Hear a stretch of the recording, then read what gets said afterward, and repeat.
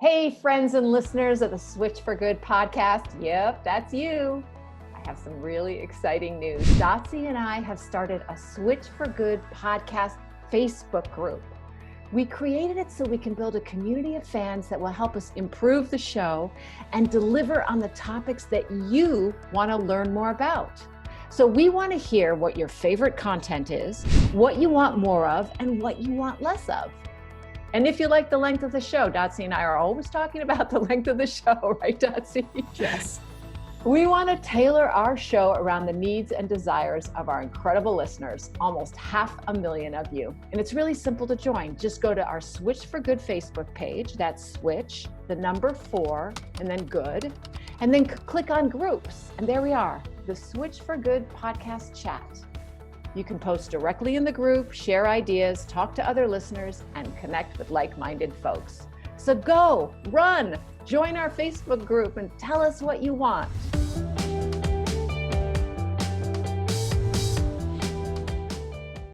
Hi, everybody. It's Alexandra, and Dotsie's going to be with us in a moment. So I was going to start just a little chat before we interview our amazing guest today. He's from the UK and Afghanistan, and that made me wonder about what people around the world believe in terms of animal rights and how do they protect their animals through law. And what I found is that there are so many places in the world whose laws value non-human animals much more than we do here in North America. And I wanted to share a few of these with you so that we can all know what's possible and push our own countries to make better laws for animals. So first of all, I wanted to start with Switzerland.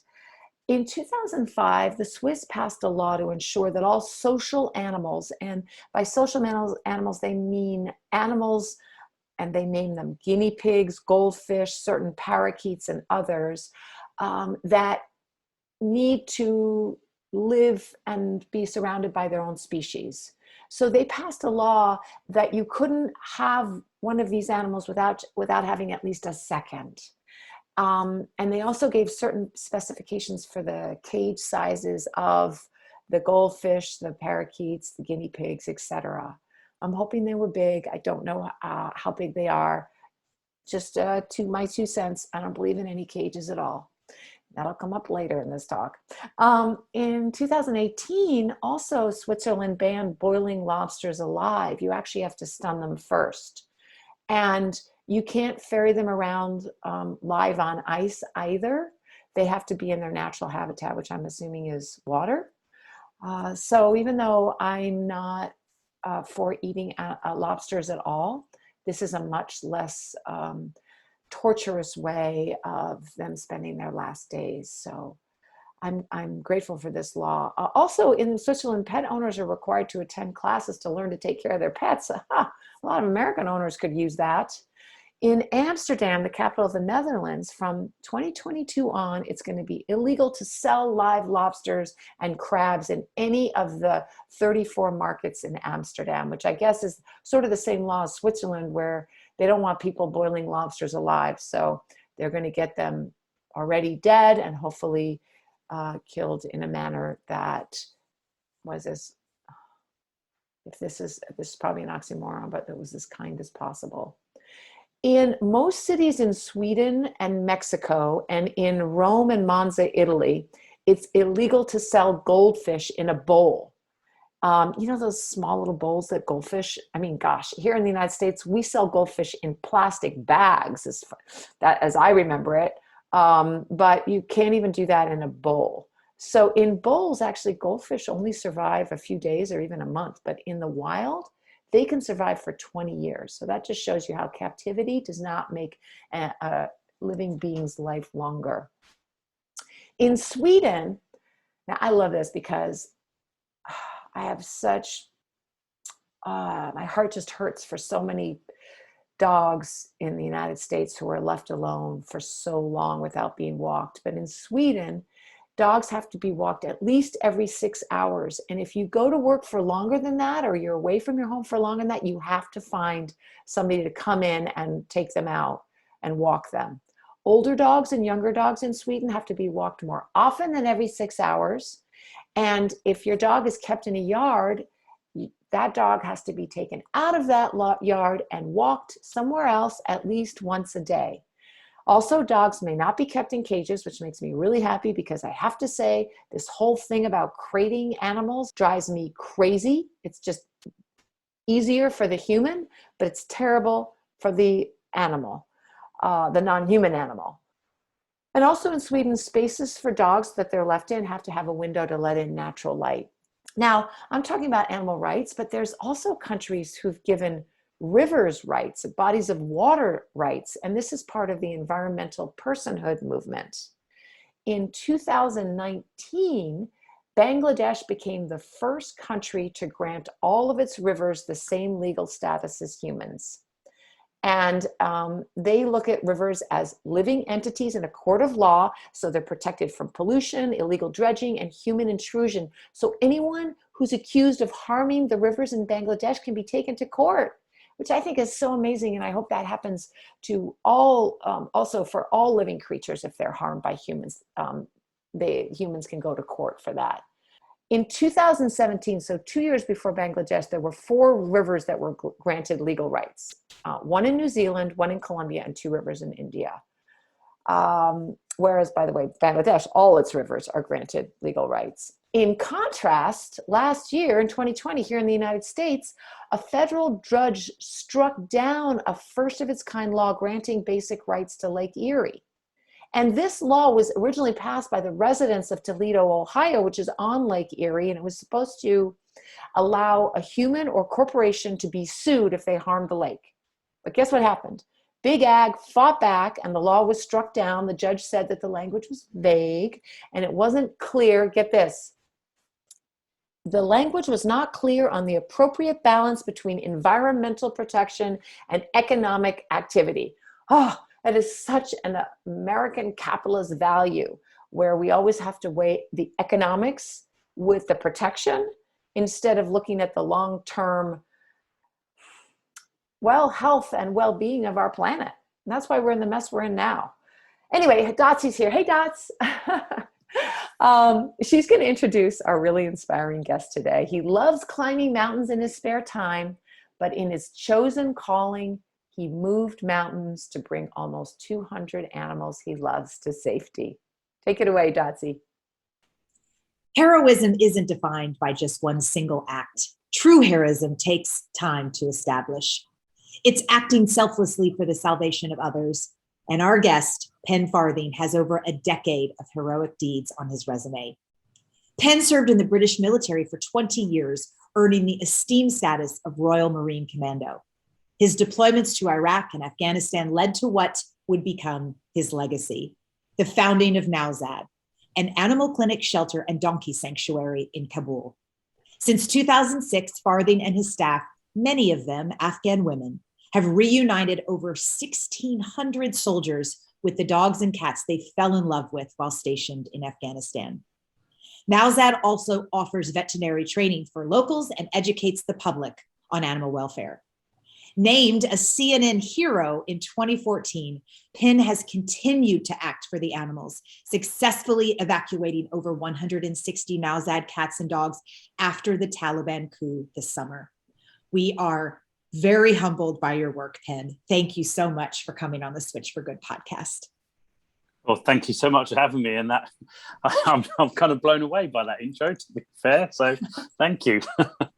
You can replay it a few times when you're having a bad. That's going to be my pick me up from now on. Thank you very much. Okay, good. Well, thanks for being here with us. I'd like to just start with the obvious. Let's just go straight to Kabul, Afghanistan. I was on the couch in Mallorca, Spain, when I saw your story, and your rescue out of Kabul that had just been taken over by the Taliban was actually scrutinized by some because you weren't able to get your 68-member staff out, but you took 160, almost 170 animals. And, they said you put dogs over people, but I remember your quote is saying, I couldn't take my staff as the Taliban put AK-47 in my face and told me they were staying. So there was not a lot that you could do. Fortunately, I will mention that the staff is later evacuated, and you can tell us that story. But take us back to that time, that moment, and even just a bit before you boarded the plane. How did you even find out what you were going to do? How did you decide what you were going to do? What was going to happen with the animals when this utter, I can only imagine, chaos was ensuing? Yeah. It started, we knew the Taliban were going to regain power. We just didn't know when. Oh, wow. The American military didn't know. But anyway, go ahead. No. Sadly, we listened to a few intelligence assessments. I won't be doing that again in a hurry. They gave us 3 or 4 months, and we all believed that the Afghan military would hold off the Taliban, long enough for, that process, to happen. But we didn't anticipate the speed, and myself and my wife, we were sat in Kabul. She worked out there for an NGO that was working with young Afghan women. And we thought we had time to prepare, and evacuate, over a course of a period of weeks, if not months, and get our commercial flight out of Afghanistan, the way that we always flew in and out of Afghanistan. But when it suddenly happened and we realized the Taliban were going to be in Kabul literally the next day, that's when things started to go south very, very quickly. And I never really had a plan as in, okay, I'm going to do A, B, C, D, E, and we'll get to F.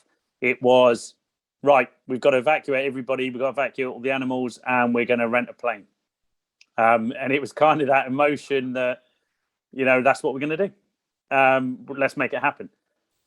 And I've got to, be totally honest. I mean, the amazing support we had from some of our trustees, our volunteers who formed a committee back here in the UK to actually make all of that happen. So they were the engine room. I was just stood out front, kind of, saying my thing on camera and telling people what was happening. But they were the ones in the back who were, they were staying up as much as I was. They were there all night, burning the midnight oil, trying to get flights, find out how we funded it. Could we get permission, the diplomatic clearance, everything. And they were the men and women who actually made the real difference to Operation Ark. And it was always touch and go. There was never a time where we knew it was going to work until it worked. And, that was when we could, basically sit down and, breathe a sigh of relief. It was always going to be a, 50-50. We'd either get into that airport, would our flight land, would we be able to get out? There was never a sure thing about it at all.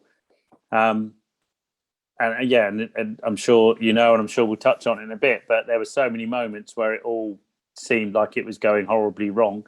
And you mentioned there with the AK-47 to the face. Obviously, I served in Helmand Province, as a Royal Marine back in 2006.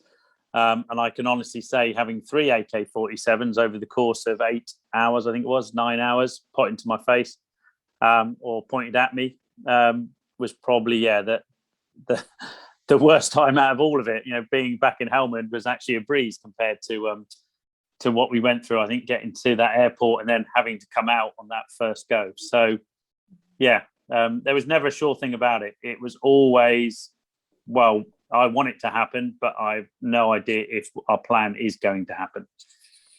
Did you think you were going to be able to get the volunteers and staff out, and then it was at the very last minute that you realized you weren't because the Taliban said, how about no? Or did you always think that was going to be really challenging and maybe not possible? I kind of go with, my gut feeling. My gut feeling was, right, we can do this. We've got to rent a plane for the animals. So if we're renting a plane, and as per normal, flying dogs and cats out of Kabul, as you mentioned before, we've rescued over 1,600 for soldiers who have served in Afghanistan. They always travel in a cargo hold, of a commercial flight.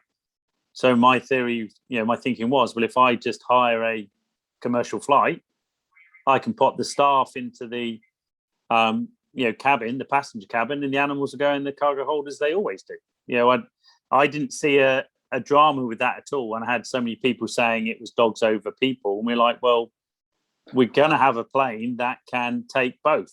So why take off with one of those compartments empty? Let's just fill both areas. I didn't understand the problem or where that was coming from. And the flight that we had originally, it had 230 seats on it. We only had a staff of 68, as you mentioned there. So we had all those seats free. And we knew just from watching the news, there was utter chaos at the airport with not enough flights for the amount of people who needed to be evacuated. So to me, it was a no-brainer. We just got our staff and dogs and cats into the airport, and then we filled up the rest of the seats with as many other people who need to be evacuated, whether they be, full-blown American citizens or Afghan refugees. Who cared? Let's just fill that flight and get it taken off. And so that was always my plan, always the idea I had in my head. Sadly, though, it just didn't always work out that way. But luckily now your cats and dogs and staff are safe. I'd like to hear about your sanctuary, and you have also had a donkey sanctuary too, but were you able to take those animals out? Well, firstly, we had, obviously, you said the dog shelter and a cattery and a small animal clinic. So we'd actually been responsible for helping to prevent rabies in Afghanistan. So out in the streets, vaccinating stray dogs and cats, neutering and spaying them, and making sure that we could help educate the local people about the dangers of rabies. Sadly, over 1,000 Afghans a year die from being bitten by a rabid dog. Most hospitals don't carry the vaccine, so if a young child is bitten, that's it. There's nothing you can do. So that was always part of Nowzad's mission, as well as the soldier rescues. The soldier rescues was kind of like the front page, that everybody liked to see. But the rabies prevention was what went on in the background, And so we were doing that. So we had to have a dog shelter, we had to have a cattery for that, and the small animal clinic. And we just finished building an extension to our isolation and quarantine unit that we had at the clinic through some amazing donations. We'd finished that the day before the Taliban took over. We hadn't even opened it. We hadn't even put a dog or cat in it. And it's still sat there right now, empty.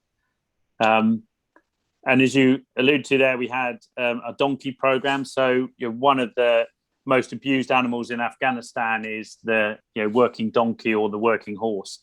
If you don't own a car in Afghanistan, then you own a donkey, and that's how you get your goods from A to B.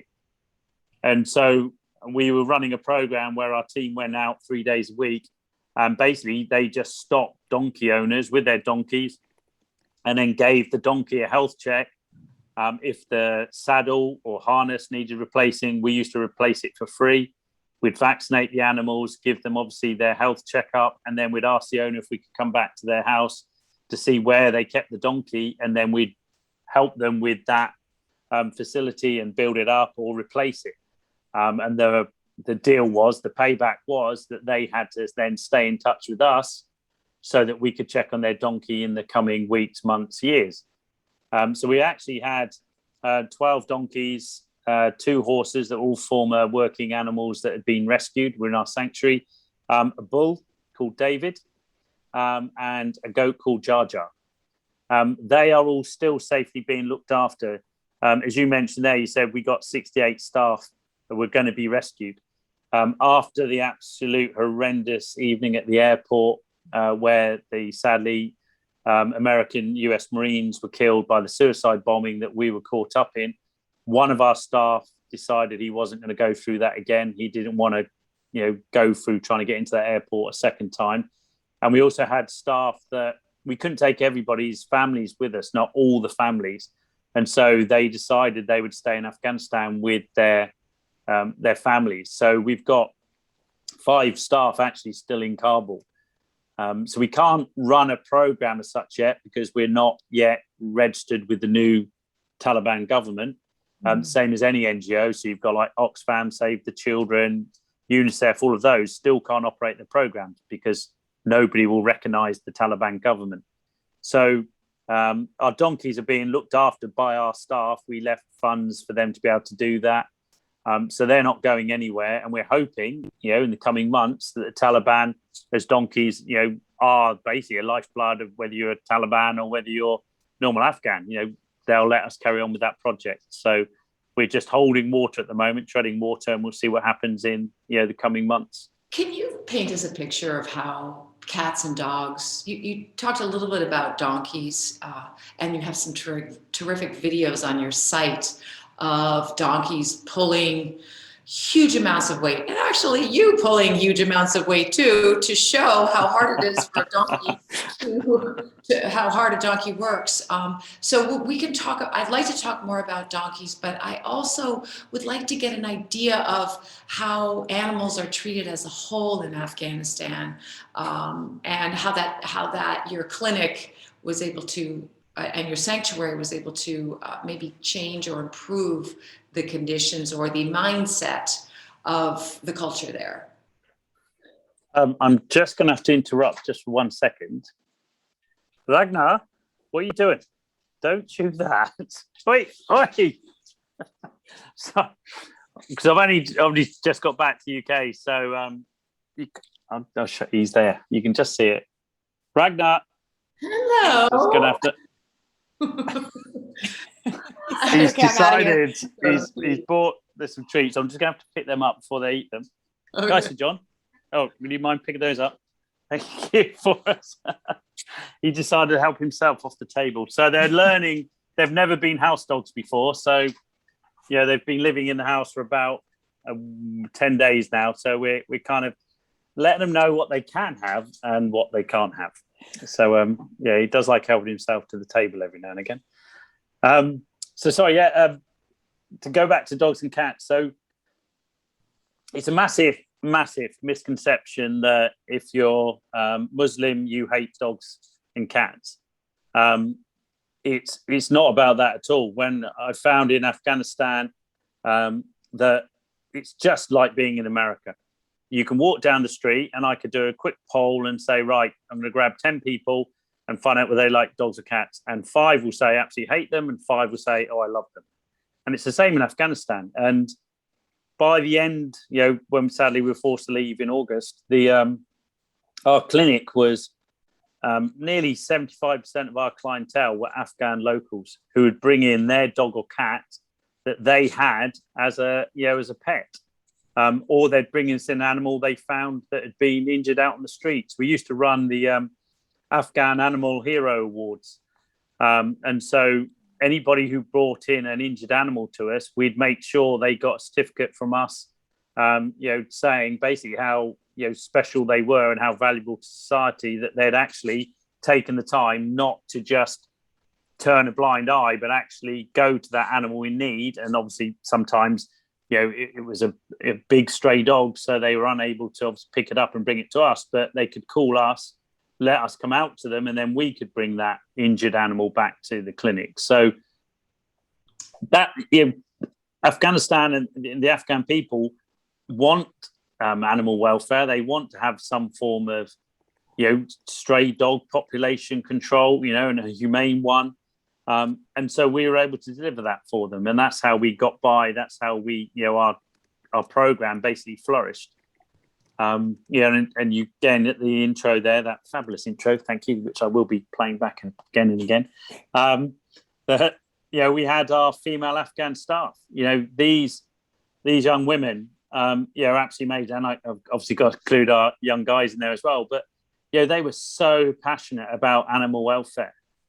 And something I really would like to say, because I'm sure you're going to have former military listening to this, or maybe serving military, but a lot of people are saying, what was the point in the last 20 years and why were we in Afghanistan? My young women who worked at Nowzad, they were only 6 years old when we went into Afghanistan, and they couldn't go to school then because women were banned from going to school, from being educated. But because you had American soldiers on the ground, that allowed for women, girls' schools to open up, girls to be able to go to school. And there was nothing more colourful than on an afternoon, you'd be driving down the road, seeing all the young girls come out in their like black uniforms with their white headscarves, with all their school books, because they've just been to school all day. My young women for the Nowzad staff, they had been through that process at 6 years old. They went to school, and then they decided, as they grew up, well, I want to be a veterinarian. So they went to high school, to university, and then studied to become a veterinarian. And sadly, we've lost that now with the takeover. But that's how we were able to operate, because people had the freedom of choice to make a decision about what they wanted to do for their future. And so Nowzad flourished because of that. We had passionate people, and now, sadly for Afghanistan, the United Kingdom have got these passionate people, because we're going to retrain them here in the UK under the British veterinary scheme. They'll have to do a couple of years, study again probably, so they can re-qualify. But then they're going to become veterinarians here. So Britain will, obviously be take advantage of that, and sadly Afghanistan will lose out. But at least they're going to be able to follow their dream still and their passion for what they want to do. So what I'm hearing is that the way that animal pets are treated in Afghanistan is pretty much the same. We have issues here with stray dogs and cats and dogs who are tied and neglected, et cetera. And you're saying it's pretty much the same. Yeah, with Afghanistan, people never had really dogs or cats as pets because they had nowhere to get them treated. So people would feed, and we've had so many, Afghan women in particular who would come to us because they'd found, some stray, abandoned kittens or some stray puppies. And they would say, I've been feeding these, but now they're getting too big. Is there something you can do? Can you look after them? Can you take them in? And so people didn't have an outlet until really we came along and set up our clinic, and then we started training, veterinarians. We had over 100 veterinary students come through our doors every year for practical hands-on training, and they came from all over Afghanistan. So they would then go back out to all of those provinces, hopefully with the ethos that we had, showing that, they cared about the animals they were treating. I mean, it was amazing to see a veterinary student who came into Nowzad. They didn't realize that dogs understand English or understand Dari. And so you'd say to them, watch this. And you'd say to the dog, and you'd go, fishy, which means sit. And then the dog would sit. And these Afghan veterinary students would be like, what did you just do? And then you'd be like, okay. And then you'd say, beer, come. And then the dog would come over to you for cuddles, and they would just be blown away. They did, because they've never had that process at school or, the family environment where they've understood that, dogs actually, you can train a dog, teach a dog, and, they're pretty intelligent, animals. So, it's amazing to see, and then see their faces, and then they would then take up on that. And, hopefully there's still some of those practicing now in Afghanistan. Mm-hmm. So if we go back to 2006 when you were deployed, you were there, and you're providing stability to the local people, and some of those ways were breaking up dog fights, and even organized dog fights, and rescuing strays. And Nowzad came out of those efforts. But did you realize that you were starting a coup of your own, that dogs and cats specifically, and donkeys and animals deserve to live a life free from harm and slavery and starvation, and really are their own persons, if you will, and they deserve freedom and love and respect. Did you realize at that period of time that this is what was going to come out of these efforts that you were doing? Did you have that dream seeded, or did it just unfold, and then all of a sudden you're like, oh wow, this is happening? Yeah, the reason I was smiling when you're saying that, because the answer is no. Absolutely not. I wasn't even into animal welfare. I didn't even really, I'll be brutally honest, I didn't really know the difference much between a breed dog and a rescue dog. I was a Royal Marine Commando. That was my mission in life. I'm a passionate climber. I'm a qualified mountaineering instructor, and so when I left the Royal Marines, my plan was I was going to continue, guiding and leading people around the world climbing on big mountains. Animal welfare, nope, hadn't even thought about that. But I like dogs, and I had the dog as a kid growing up. Sadly, I couldn't have a dog whilst I was in the Marines, and so out in Afghanistan, the stray dogs were there, and I couldn't just not do anything. So rescuing that dog that came to be known as Nowzad from the dogfight, he became, this buddy dog. I'd see him only for like 5 or 10 minutes every now and again, but just he was my magic carpet to escape from, what was going on around us. I mean, we were engaged by the Taliban nearly every single day that we were in Afghanistan. I lost 2 of my guys, and 5 were seriously injured. So, it wasn't a quiet tour by any stretch of the imagination. And he was just that magic carpet to escape from everything that was going on around us. And when I got back to the UK, and I couldn't leave him behind, so I had him smuggled out of where we were in Helmand province to Kabul. He was flown to Islamabad. From Islamabad, then flown to London, and we had to quarantine, a full 6-month quarantine back then. There wasn't such a thing as a pet passport as there is now. And that was it. I didn't really think too much about the future until I got a few messages from people saying, hi, I'm serving, with the army, or I'm serving in the, US Marines. I've got a dog. I heard you've got one out. How do you do it? Can you help me? And that's how it started. And I started helping these people. I was still a serving Marine at the time. And the only way to do it was to start a charity, because people started asking for tax deductible donations and all of that kind of stuff. And I'm like, what the heck is a tax deductible donation? I'm English. I'm not American. I don't know. And that's how it grew. And suddenly one day I realized that climbing mountains was not as important as the changes we can make in Afghanistan for animal welfare. And that's how it became my kind of full-time passion. And the rest is history, as they say.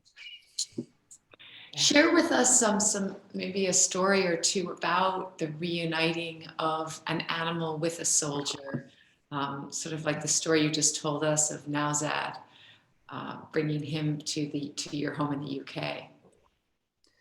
Yeah, I mean, there are so many, because every dog or cat.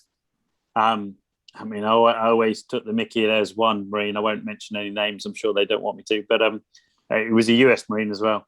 And obviously there is always a rivalry between military forces, and British Marines and US Marines, no different. And there was one, and he's there, and he stood there, and he's this guy, and he's big, he's got these huge muscles, and then he's got this tiny little kitten, and he's there, and he's got on his arm, it says Semper Fi and all this good stuff, and there he is with this tiny little kitten. I always used to take the mickey out of his arms. They're just like, really? The kitten's got bigger arms than you. And it was just absolutely, but this guy, absolutely adored this kitten, and he would have done anything. And thankfully it was one that we were able to get to and get that, by the time we got to it, it's kind of a young cat, but, get that out for him and get it back to the United States. We had one wife of a soldier who, probably, 2 months after we'd got the dog back for her, rang us up, and she was just so thankful, but telling us the fact that her husband had come back from Afghanistan. He wasn't the same person who'd left.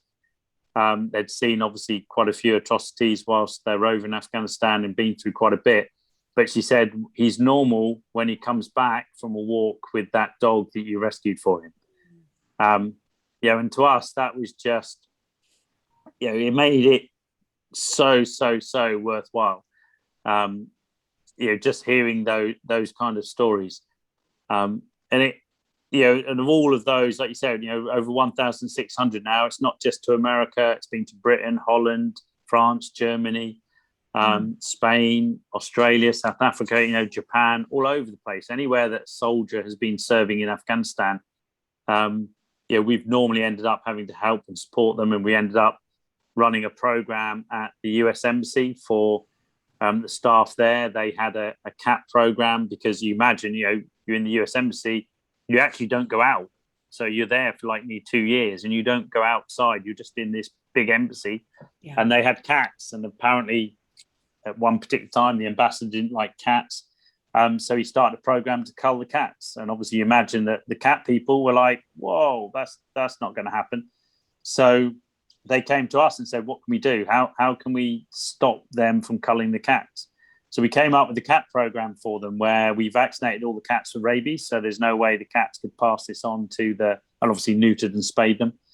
And then we realized that the reason that they want to cull the cats, because cats were coming into the accommodation and coming to mess hall, because they were being fed all the food, leftover food was just dumped outside. So that's where the cats were. And then the cats would come in.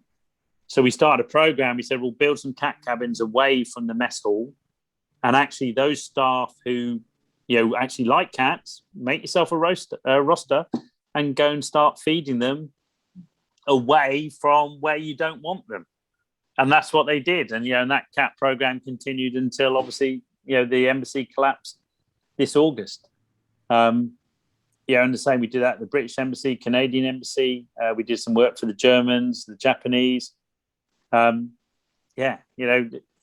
It's touched so many people, I think, and so many people have sent us so many comments and emails, and it's just been amazing to be part of that. With all these people who, like me, just looked after one little animal, have now grown into what we call the Nowzad family, and especially the Nowzad supporters. I mean, I couldn't have got out of Afghanistan with the 94 dogs and 68 cats I did without all of these people, who most I've never met, but I've had emails since, of people saying, I am so glad you're safe because I can sleep now. Oh, it's just God, that must feel incredible. It is. It's absolutely amazing. And at the moment, I've got, stand by for this, I've got 36,000 emails I'm trying to respond to. Oh, okay, I will no longer complain about my inbox. I was sat with my wife in Kabul just before we left, and we were just watching my email, on the front of my iPhone, was going ding, ding, ding, ding, ding, ding, ding. And I'm like, it's gone past 2,000. And then like 3 hours later, it was on 6,000. And then when we woke up the next morning, it was on like 20 odd. And within 5 days, we're on 36,000 emails. So we're trying to respond to everybody. I want to thank everybody who donated and everybody who supported us. But I think I might still be doing this sometime next year. Oops. Yeah.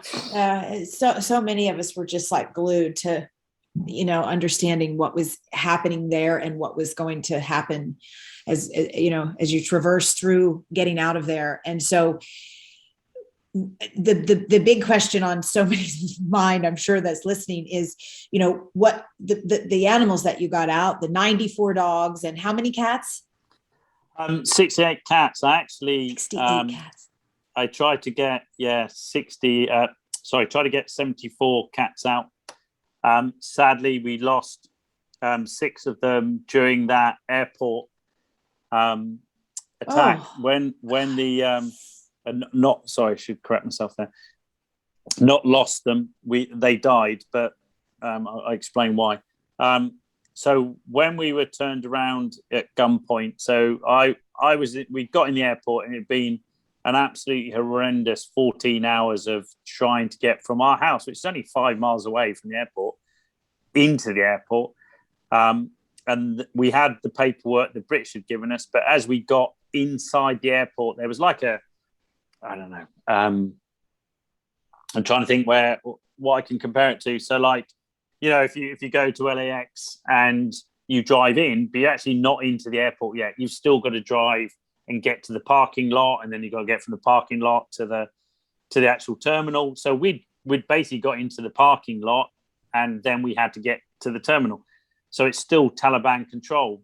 And that's when they told us that Joe Biden, and I'll try and keep politics out of this so I don't alienate anybody, but that's when we got told Joe Biden changed the rules, and only people with a valid passport could now enter the airport. So my staff had the valid paperwork from the British, because they weren't going to America.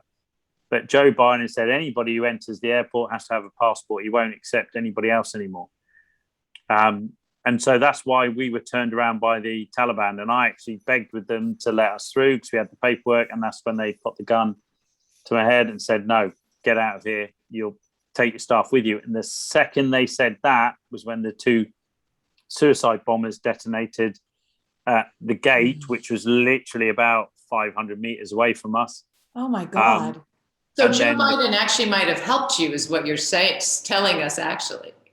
Well, I mean, it was just a blanket. He gave a blanket rule because I imagine they had got too many people to fly out. I mean, and I could be here all night saying what I think about him and how he run the withdrawal, but we probably better not go there. No, you're free to say what you please, truly. But I was actually making a joke that if you had been let through easily, you might have been right there. Mm.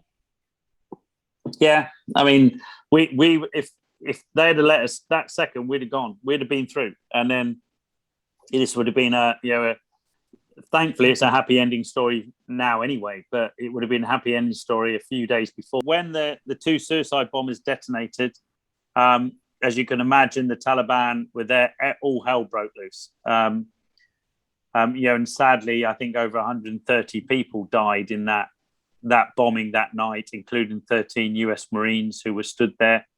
I think there was 25 US Marines who were, seriously injured from that.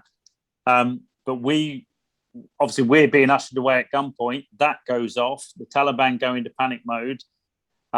We're trying to get out. And you imagine, the bombing is over here. We're here. So all the people who weren't killed are now running this way because it was a closed road. So they hit us. And we're trying to get out of the airport because obviously, we're being told to go at gunpoint. And then the Taliban, to try and get, because there was a mass of people that were too big, too large for the space they're trying to go through. So the Taliban thought they'd help matters by shooting wildly in the air and throwing tear gas. We had 2 trucks full of dogs and cats. We had 2 buses with all our staff on, young kids. We had a newborn baby up to kids, 10, 11 years old, 3 pregnant women, and our staff, we all got tear gassed. And clearly we'd put all the heavy dogs down below on the trucks, but all the cats are on the very top. So they just got the brunt of the tear gas.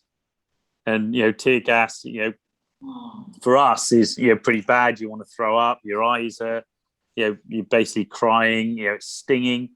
You imagine that for a young kitten or a young cat. So we actually lost, some of those cats that day through that tear gassing because unbeknown to us, whilst the effects had passed quite quickly afterwards for us, the cats, the tear gas will stick to you. So it stuck to their fur and they're obviously trying to lick themselves clean. So they're just taking more tear gas in.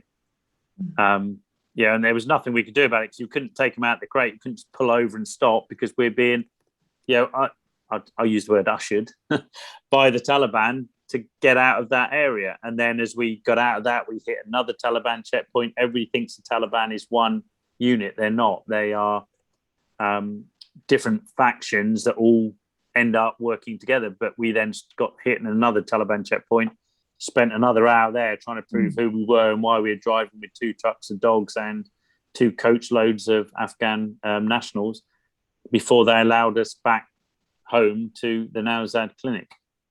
And that's where we then made a decision. The staff are like, you can go, because I could go. That they'd said to me when we turned around, we said, well, you can go. You're a British passport holder. Just go. And you take your dogs and cats with you. We don't want them. But I knew if I just left then, that we wouldn't have been able to get the staff out. I needed to go back, hand some money over, make plans. So that's when we went back to the Nowzad house and we made plans for what we were going to do. And that's when the staff said, you've got to go. And then we'd made plans to take them overland as we did. Yeah, I been tear gassed once in Venezuela. The American cycling team was tear gassed and it felt like my eyeballs were going to melt out of my face. That's exactly what it feels like. So you imagine what, a little cat has no idea babies. What's coming. Yeah. I am actually very curious and I'm positive, riveted by your thinking on what a better exit strategy would be or would have been. I don't think anything's off the table here. You were there, you were on the ground. We just have, news and opinions, and that's it. Where do I start? It was, without doubt, a masterclass in how to completely screw up a withdrawal from any country. What you've got to think about is the intelligence reports for a start. I mean, I still can't quite believe, America with its military might and and its ability to forecast what's going to happen. Said, well, we've got 3-4 months. We had 2 days. That's a failure in itself, which has never been picked up on yet. I've never heard anybody being tossed across the coals for that. But then you had Bagram Air Base. Sorry, just to clarify, when you say 3 to 4 months, that the military thought that the Taliban would take 3 to 4 months to take over the country again, but it actually it took 10 days. 2 days. 2 days from when they were basically when Kandahar fell. It took them 2 days to get to Kabul, and there was no resistance. They just walked into Kabul, and we were sat in our house, myself and my wife, with our staff who were absolutely terrified. I mean, that's one moment I never ever want to ever experience again in my life. But we had our young female staff sat there who were just in tears. And we're all like, what the hell is about to happen? I've been on TV as a former Royal Marine stating, we're here. And suddenly the Taliban were walking down the street. We could see them out the window. You're like, oh my God, what is about to happen? But for that withdrawal, I mean, I'm quite happy to say this, and I've said it a few times. You had Bagram Air Base, one of the largest military air bases, in that part of the world. And they closed it down 2 weeks before the withdrawal. It could have handled absolutely everything. We could have had in Kabul, could have been like registration areas where, people came, registered their details, and then with the Taliban, and again, this would have taken the Americans, the Brits, etc., to make a deal. But you could have had a process where they registered people, they processed them, and then you were in an organised bus, which was allowed through because it had a Taliban escort, to Bagram Air Base, where you got on to an aircraft in timely order, and then you were flown to wherever. And something I think people need to know now, actually, which they don't know, because, and I know this from my wife, Kaisa. She managed to get over, with her staff and her boss, a lady called Marina. They managed to get over 60 girls out of Afghanistan because they were destined for refugee status. They don't go straight to America. These young women are now in refugee camps around the world, and they will probably be there for a year. When America says they rescued 120,000 people, they didn't bring them straight to the States. They're in refugee camps from Abu Dhabi to Bahrain to Saudi to Ramstein in Germany, all over the place. And all they did was move the problem from one country to another country, and they have yet to actually take responsibility for those people. And it's absolutely shocking. Some of the camps that some of these young women are in are absolutely horrendous. And that's where they're going to be for months to come. So there was no planning to this operation at all. It was a complete cluster. And I'm amazed, absolutely amazed that nobody has ever been held to account for this. If that had been me and, my job, and I'd organised something like that, I'd have expected, I'd have been sacked, lost my job, and, would never work in that industry again. Yet it seems to be completely forgotten now, doesn't it? No one really cares anymore. What is the status of the girls and the women that are still there? Because you know better than probably anyone what the Taliban is capable of. You saw them eye to eye and have experienced their wrath, I guess is a good word. And you probably are obviously clearly in communication with many people back there. because I don't feel like we have any knowledge or information. It's just imagination on what it's like to be a young woman or a girl in Kabul today. I mean, right now, I said my wife, Kirsty, I mean, she talks to her former members of the program they ran, every day. So they're talking. They can't go to school. They can't go to university anymore. The Taliban have said, well, it's not because we're stopping them. It's because we've said, well, they should be taught by a female teacher. Well, sadly, there aren't a lot of female teachers. Oh. So therefore, they can't go to school or university. So the Taliban saying, well, we're not stopping you. We said you need to be taught by a female teacher, though. And so that's the issue you have at the moment. So they're kind of being stopped, not directly, but via a new system and rule that the Taliban had. And there used to be a ministry for women, so just specifically for women, in Afghanistan, so they could, issues, etc., and being able to promote, obviously, their health, well-being, etc. That's been disbanded already. That's gone. So that doesn't exist anymore. So, it's not a bright outlook at the moment. One of the biggest concerns that we all have is with our programs, money needs to be freed up. And there's an ideal opportunity with this money that needs to be freed up, because the Taliban need the programs, is people like the UN, people like the American governments, the British governments could use that, as a tool to force the Taliban to say, right, okay, you will allow women to continue education. You will allow women to go back to work. At the moment, we're having to argue, not me personally, but the group of NGOs, having to argue with the Taliban to allow women in women's health NGOs to go back to work. You're like, well, in Afghanistan, always, if a woman, a lady was in labour, you'd have a female in attendance, the midwife, the doctor. Well, at the moment, the Taliban are saying, well, you can't go to work. Well, they're like, well, who's going to deliver the baby then? Because this has to be a woman. You can't have a man deliver the baby. That's your rule as well. So who's actually going to do the work here? And so that's a massive problem. And the Americans, the UN, etc., have got a massive opportunity here to actually force the Taliban's hand. But all I see is the UN saying, well, we're going to raise, I think it was $600 million for aid in Afghanistan. Well, the banks aren't open, so we can't get the money out. We can't do anything, and you're not going to use it as a tool to force the Taliban to a negotiating table. They want to be recognized. I mean, they're in charge now. No one else is going to, we're never going to send American troops back in or British troops back in. So let's just deal with the hand we've been given. Mm-hmm. I don't understand the problem now. It is what it is. Biden didn't have to leave so quickly. He could have forced the Taliban back to the negotiating table, but he didn't. So we're here. Mm-hmm. Let's deal with it. Mm-hmm. How is it affecting Nowzad, which is open and taking care of animals, the animals that are left with your 5 staff? What's happening, and what do you see the future for your sanctuary, medical clinic, your education programs?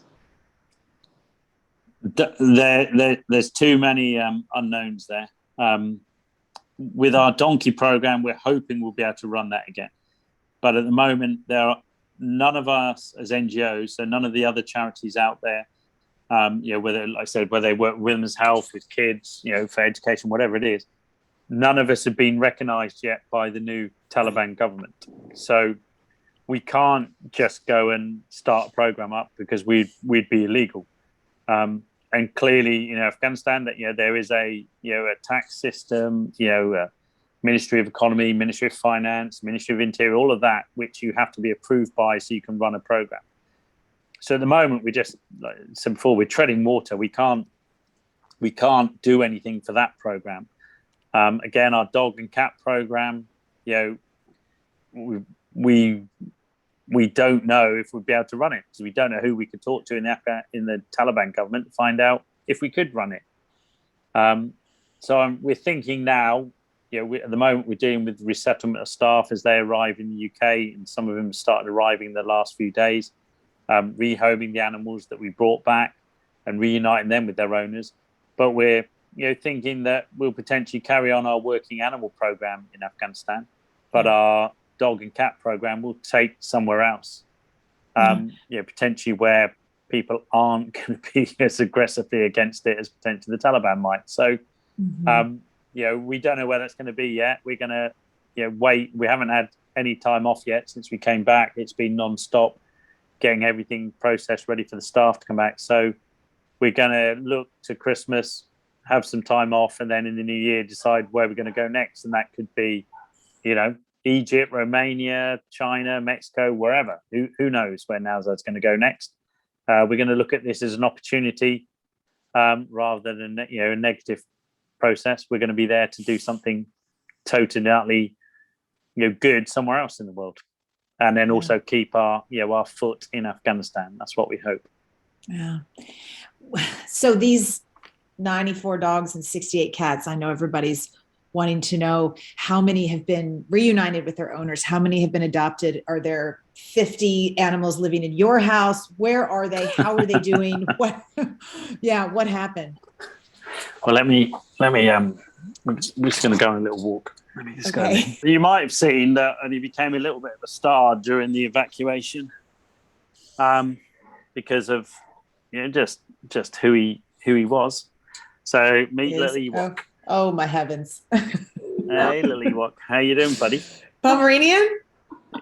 Yeah, he was. Oh, you guys have got to go to YouTube. This might be the cutest dog I've ever seen. Hi. That's Lily Ewok. He was. I'm going to put him down. Yeah, he was. So we've been treating him at our clinic for probably not treating, seeing him as a client for his vaccinations, etc., for probably about 5 years. An Afghan gentleman with some money had imported him from Russia as a pure breed Pomeranian. About February, I think, this year, decided he was going to leave Afghanistan because he knew the Taliban were coming. And he just rang us up quite abruptly one day and said, right, my little dog, take it. Otherwise, I'm going to put it on the street. And we're like, what the heck? Obviously, little Ewok, he didn't have that name back then. He was actually called Alex. But he would have lasted like 2 minutes on the streets of Kabul.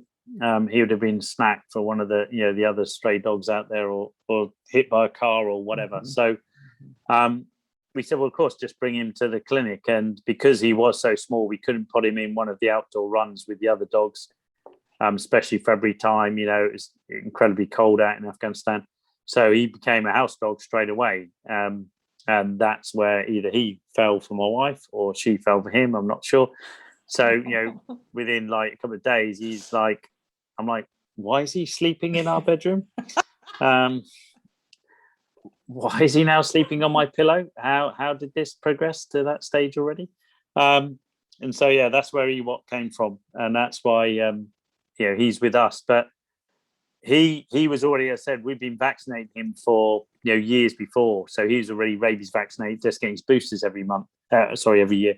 And so out of the 94 dogs and the 68 cats that survived, we had basically a percentage of those that were already vaccinated and ready to go. So they were people's dogs or cats who, like I said, the British Embassy.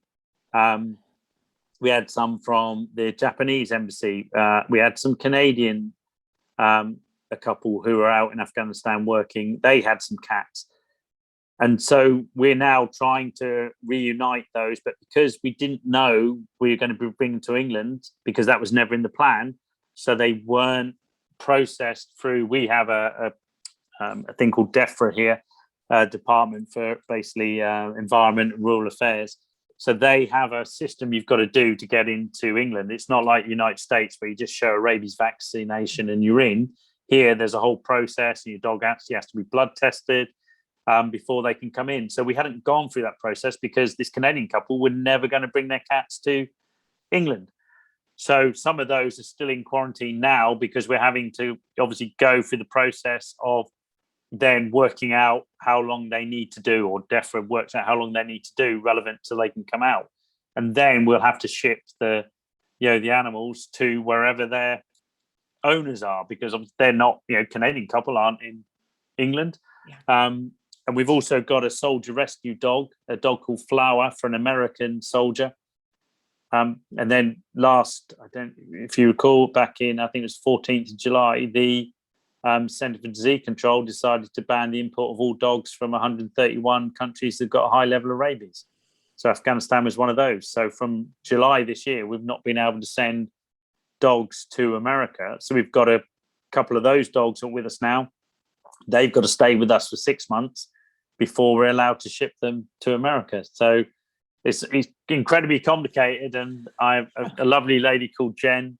She was our adoptions manager. She was only part-time. And then we decided we're evacuating Afghanistan. And she's like, I'm now an 8-day-a-week person. And she's like, where's my part-time status gone? Because it is just full on dealing with, trying to manage the dogs and cats in quarantine, working out the adoptions. We do full home checks, proper home checks and references and all that kind of stuff before we'll adopt a dog or cat out. So she's working full time now doing that. So I'm not flavor of the month with her. She's like, should have left you in Kabul. Oh my gosh. Wow. Yeah, that's a lot. That's more loaded than I thought it was going to be, asking that question. So yeah, all the Jedi power to you to continue Thank you. getting them through quarantine into safe places. For so many people who are listening, I know, want more Pen Farthing in their life. You have written 3 books, including the bestseller, One Dog at a Time, Saving the Strays of Helmand, and also No Place Like Home, which details your journey rescuing dogs in Afghanistan, and either taking them home or reuniting them with the soldiers. There is one incredible story of Wiley, and that's from the book Wiley, the Brave Street Dog Who Never Gave Up. That's incredibly moving and just displays the resilience and the grit that these incredible animals, all incredible animals, and they're all incredible, possess. So please, everyone, go pick up any one of those books or all of them, but definitely read the story of Wiley, the brave street dog who never gave up. And we have a feeling that you might have another story in you of the evacuation from Afghanistan, an Ewok maybe, featuring Ewok. Yeah, Ewok's actually now got his own Instagram page. So good. And he's starting to get more followers than me. I'm like, what? That's all the little cute stuff. We gotta check that posting. Out. So yeah, Ewok the rescue dog, I think it is. On Instagram, okay. Ewok the rescue dog. Yeah, he's outdoing me at the minute. But no, thank you for mentioning the books. I mean, the books were how we told the story of Nowzad. So that's how we originally started the charity. Was the proceeds from the books go into promoting the charity and doing the work that we did. And a lot of people may ask now, well, where are we going to go? Where does the money go that we donate to, or when we donate it? Like I said, we still got our donkeys; they've still got to be cared for. We're hoping we can go back to our donkey program, and sadly, that's not cheap. There are over 1 million donkeys in Afghanistan. Wow!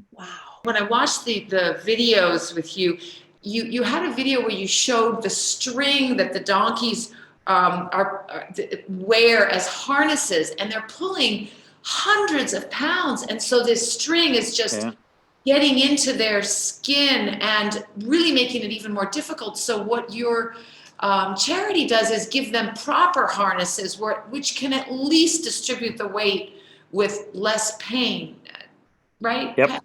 Oh, absolutely. Yeah, I mean that was the point of the video I made. Running around Kabul dragging one of the carts instead of the donkey, was the fact they are just overworked. People don't understand, sadly. People don't know what they don't know. So if you've never been taught that an animal feels pain, and stress the same as we do, that they just think, well, it's an animal, it can just keep going. Well, no, they can't. And also, like I said, the pain section. Pain thought process, so they don't need just a piece of string to be able to pull this heavy cart. They need a proper fitting harness to actually distribute the load evenly, make sure there's no sore points. And so that was something that we were doing with our program, and I'm really truly hoping that we'll be allowed to continue that. So when people donate to us, where they buy a book, that's where the funds go into that process. And as you said, there may well be another book. I don't know. We shall have to see. I'm not quite sure at the moment I could actually write one. I've got 36,000 emails to respond to. I'm like, when do you want me to write a book? But yeah, we shall see where that goes. What about once you've adopted all the animals that you brought to the UK and you've reunited the other ones to their families, human families? Tell the audience about your plan, because it sounds like you've got at least a year or a year and a half of work ahead of you just with what you've got on your plate now. Yeah, no, I mean, we don't like to sit around. So we're going to make sure that, like I said, we'll try and have a break around Christmas time, go and do something fun. I want to go back to climb. My wife's a climber too, so we're going to go and hit the mountains. Good. She's Norwegian, so there's definitely going to be some skiing involved. But yeah, we want to start somewhere, as soon as possible. The animals aren't going to sit around waiting for us to make our minds up. So yeah, we want to get back out there and get promoting animal welfare again. So we're putting in place now, but because we didn't know it was going to happen, we hadn't prepared for the evacuation. So now we're putting in place somebody who will take charge of looking after our former Afghan staff as they resettle in England and helping and supporting them along the way. Our adoptions manager said is working on getting those animals adopted, and then the follow up, make sure they settle and they're rehomed. We never ever just brought a dog or cat back and gave it to a new owner. We always followed it up and checked on it, and where needed, we'd take an animal back and then rehome it again. So we'll keep doing that. So we've got enough now capacity that we can actually start, maybe after Christmas, looking at a new home for Nowzad, or maybe we'll go to several places all at once and just lend a hand in already established rescues. We've had so many requests from people who've run rescues in places, like I said, Egypt, China, Vietnam, Cambodia, Romania, Mexico, Italy, Spain, saying, can you come and help us? So who knows where we're going to go? Yeah.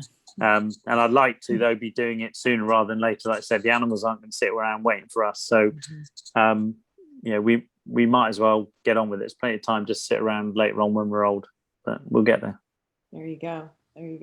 So much experience you could bring to all these different spots around the world who, could use your fierceness and your integrity and your love.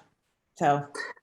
Well, thank you. I appreciate that. I think what they could also use, though, is our amazing supporters. And that's something that has blown me away with all of this, was just the love and compassion that people showed to me, and to our animals and to our staff. And if we can basically replicate that for other rescues and get people as passionate about these other rescues, that aren't facing the Taliban, but they're still facing, these absolutely harsh realities of daily life on the streets of whichever city or town it is. If we can replicate that, then we're halfway there already. Mm-hmm. That's to me, it opened my eyes big time to what the power of, people, social media, getting behind it, can really do. Because I didn't have like I said, the plan I had in my head, well, we're just going to hire a plane. Let's just hire a plane, get everybody out on a plane. Yeah. That'll be fine. Yeah. But, people made it happen. So let's do that around the world. Why not? Eh? Where else can people find you? Just so if they want to support your work, if they want to just see what you're up to, as you mentioned, social media, we mentioned your website, and of course that'll be in the show notes, but where else can people find you? Well, I've got my own Instagram, and Twitter. So just look for Pen Farthing. There are a lot of fake profiles out there, so please don't ever, if Pen Farthing ever asks any of you to send them money, please don't, because I will never ask anybody to send money. Okay. So if you get a message from me, you won't, because I don't have time to message on social media. So I definitely won't ask anybody for money. So please don't. The only place, if people do want to donate to Nowzad, is on our website, Nowzad, NOWZAD.com. That's the only legitimate place. We'll never ask you for money via our social media. So, but yeah, you can find me on Pen Farthing. You can find me on Twitter, and I've also got Facebook, but I'm absolutely rubbish at replying to people. So that's okay. They can just keep updated with the work that you're doing. Yeah, they can keep updated. That'd be great. And then I've also got to remember to keep it updated. So yes, yeah, and maybe don't email you anytime soon, because that just might. If you send me an email, that's it. I'll be like, oops. I can't wait to release this. Our listeners are going to love every second. Thank you. Oh, thank you. I appreciate you having me on tonight. That's really good. Thank you. Hey, folks. Okay. Back by very popular demand is our plant-powered plate fridge magnet, which you are going to receive for free if you leave us a rating and a review on whatever platform you're listening to this podcast on. So here are the details. Just write your quick review. Does not need to be long, does not need to be a whole story. Just be honest and speak from the heart.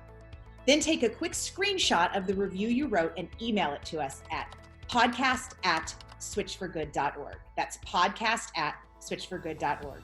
And include your mailing address so we can send you a power plate. We are doing this because the more reviews we garner, the higher we go in search results, which means more folks will learn about our podcast. So the power is in your hands. Leave us a review and zoom, your power plate arrives at your doorstep. So thank you so much for tuning in today. If we helped you in any way, then click the subscribe button and let's keep hanging out together. We have so much more to share with you. And if you need more information on actually making the switch for good, please visit us at switchforgood.org for loads of info. And you can subscribe to our mailing list where you will receive all sorts of super cool gifts, discount codes to our very fave dairy-free products, and a lifetime of powerful health tips. So join us on the journey to switch for good. This is the future.